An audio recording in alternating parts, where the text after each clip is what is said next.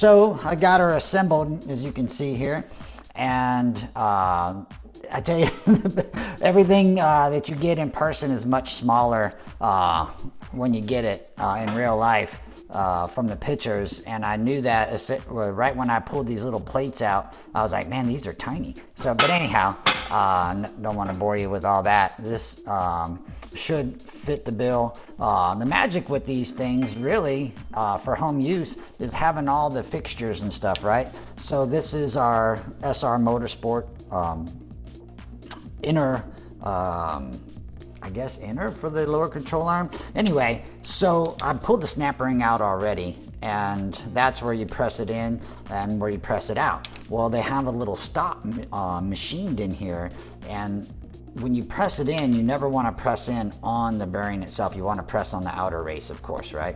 So for here, I just got the mounting hardware, and we're gonna see if this works. Well, holy crap, it literally came out with hand pressure. Holy crap. Well, if we were gonna do it, oh my god, I can't believe that did that. Oh wow. Wow, I hope that inner race is not destroyed. Son of a gun. I gotta check that out. That's probably why he was getting a little noise in there. It's pretty tight. Wow. Anyhow, well, if we were going to use the press to press it out, I have the lower control arm. So if you remember from the bearing video, this is one of the races, and it just happens to be just the proper size to allow that to pop out. But yeah, that was the goal. I can't believe it did that. That is hysterical. Okay, let's try again with the lower control arm. I'll get that guy set up and see if I know that one's not going to fall out. So anyway, we'll pause until then.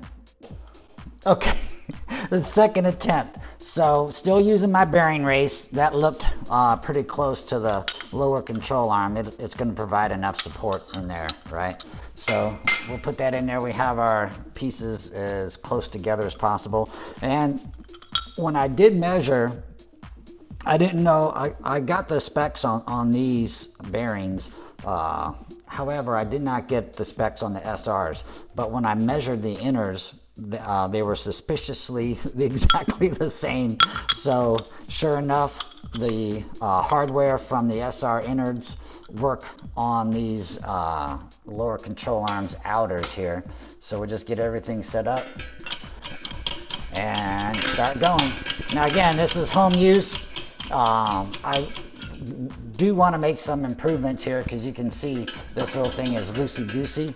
So I'm going to try to get it centered as possible before we start cranking down on it, and give us the best possible outcome here. I don't like that. Get those plates evenly distributed, to use a word. All right, here we go. This looks good. All right, and remember that it's nope.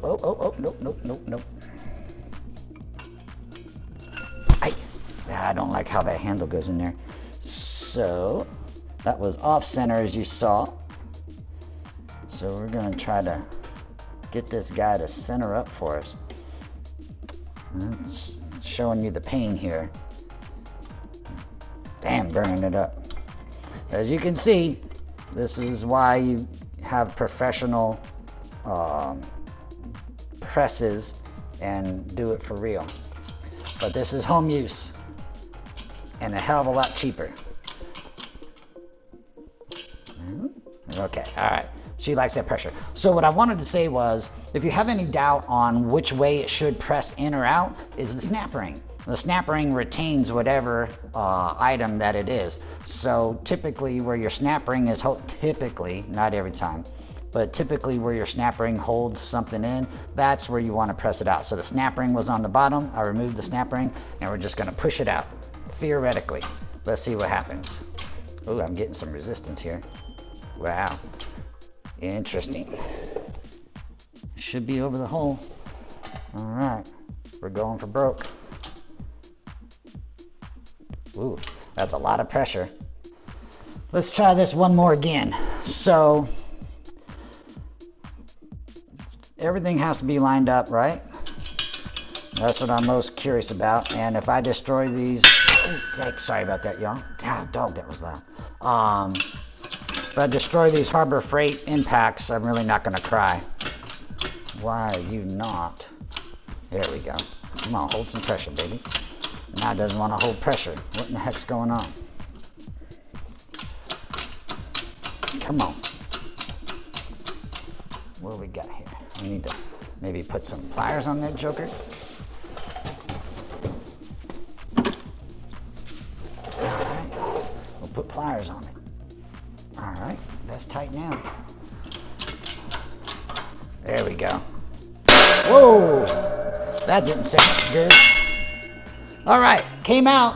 Whew, that was scary. Holy crap. Let's see if we did any damage. No, looks good. Maybe put a little something in there. Make it come out a little easier next time. Woo, lordy, that was scary. Well, there you go. Pressing bearings out. Well, at least I'll be able to measure and get the proper ones and replace them. Well, if you noticed, where did that guy go? Here she is. Hold on. It had the, oh, I pulled it out already. It had the Teflon liner, so it was corroded in there. I don't know if you can see that very well. There's lots of corrosion on that outer one. Man, that got my heart rate up.